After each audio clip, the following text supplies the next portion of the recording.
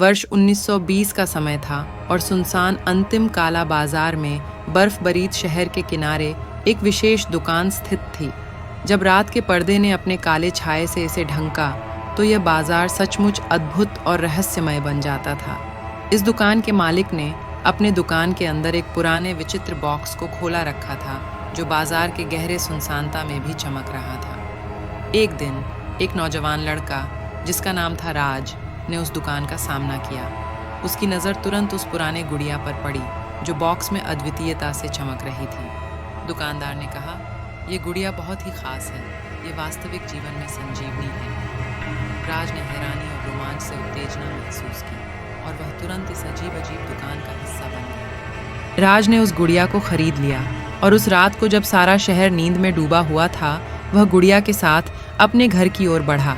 रात के अंधेरे में उसने गुड़िया को खोला और विचारशीलता से देखता है कि उसकी आंखों में एक अजीब सी चमक है। अचानक गुड़िया से एक राजसी स्वर में बोली, राज, मैं तुम्हारी सेवा में हूँ। राज ने हैरत में आकर गुड़िया से कहा, तुम कौन हो और तुम्हारी आवाज़ यहाँ से कैसे आ रही है? गुड़िया ने कहा, मैं एक जादुई गुड़िया हूँ और मेरे अंदर एक पुराने राजा की आत्मा बंद है। मुझे अपने मास्टर को ढूंढने की आवश्यकता है और मैं तुम्हारी मदद कर सकती हूँ। राज ने गुड़िया से मिलकर रात के सफ़र का आदान प्रदान जाना शुरू किया, जहाँ उन्हें एक भूतिया मेला का सामना करना होगा। रात की अंधेरी राहों में गुड़िया ने राज को एक भूतिया मेले की ओर मार्गदर्शन किया। गुड़िया की आवाज़ से सुस्पष्ट रूप से उसे बताया गया कि वह एक आत्मा को ढूंढ रही है जो किसी पुराने हवेली में बंद है। राज ने विश्वास करते हुए गुड़िया के साथ यह अजीब मेला तक पहुंचा जो ज़मीन पर और आसमान में एक साथ अस्तित्व में था। मेले की गलियों में रहस्यमय प्राणियों की भीड़ थी जो रात के इस समय में जागरूक थे। गुड़िया ने एक वृद्ध बाबा से मिलने की सलाह दी जो बता सकते थे कि यह सब कैसे हो रहा है।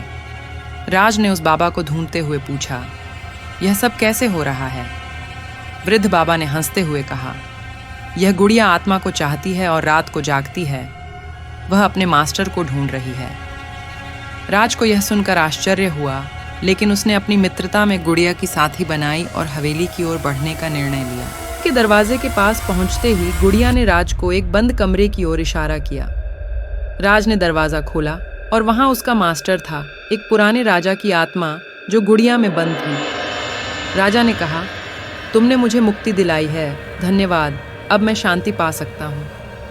राज ने गुड़िया की मदद से उस मुक्ति की कुंजी पा ली और राजा की आत्मा ने धन्यवाद दिया। गुड़िया और राज ने रात भर चर्चा की और राजा ने अपनी दुखबरी गाथाएं साझा की।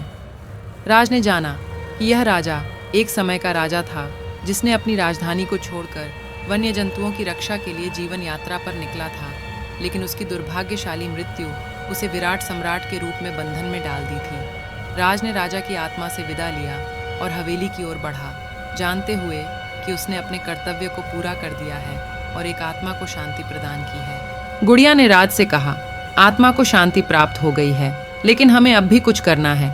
इस हवेली को आग में जला दें ताकि इसमें जड़ा हुआ भूतिया आत्मा न बचे। राज ने स्वीकार किया और उन्होंने मिलकर हवेली को धुंधली दीपकों के साथ भस्म कर दिया। वहां से बाहर निकलते समय गुड़िया ने राज को आभास कराया कि उसका कर्तव्य पूरा हो गया है और अब वह शांति से रह सकती है। राज ने गुड़िया को धन्यवाद दिया और उसे एक शानदार विश्राम स्थल में रख दिया जहां वह शांति से रह सकती थी। गुड़िया ने राज को आभास किया कि उसका कर्तव्य पूरा हो गया है और उसने आत्मा को शांति प्रदान की। राज और गुड़िया ने साथ मिलकर अब भूतिया दुनिया से बाहर निकलकर अच्छे काम करने का निर्णय लिया। उन्होंने अपनी शक्तियों का सही तरीके से उपयोग किया और लोगों की मदद करके सामाजिक सुधार किया। इसके बाद राज ने गुड़िया को एक सुंदर बगीचे में रखा जहां वह हमेशा के लिए शांति और सुख शांति से भरी रह सकती थी। राज ने भी एक नए आरंभ के लिए तैयारी की, जानते हुए कि वह ने भविष्य में भी और भी अच्छे कार्य कर सकते थे।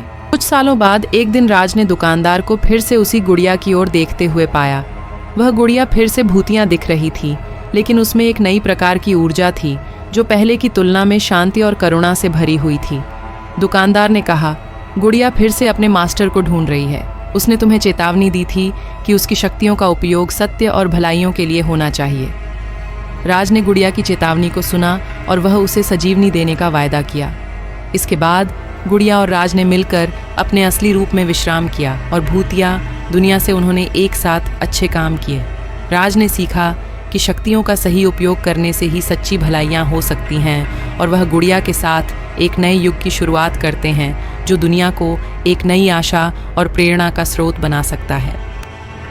अगर आपको ये वीडियो पसंद है तो हमारे चैनल को लाइक करें, शेयर करें और सब्सक्राइब करें। धन्यवाद।